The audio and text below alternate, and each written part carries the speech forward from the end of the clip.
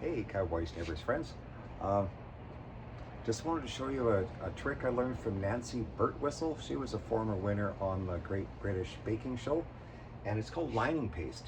You can make your own lining paste for greasing pans. Instead of using a spray, you can put this on with a brush. It's inexpensive, it works like a charm, and it's easy to make. Got 100 grams of lard. You can use lard or vegetable shortening. And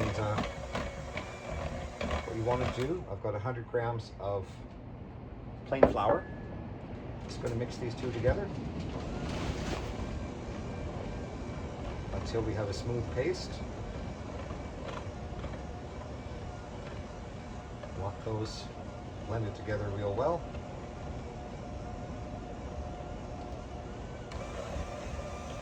And then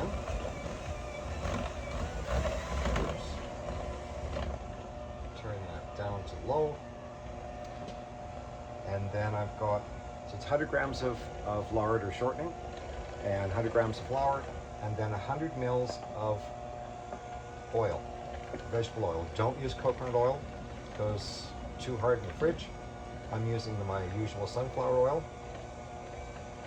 And you just slowly pour that in, and it'll be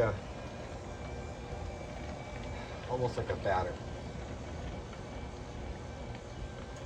And make sure it's lump free.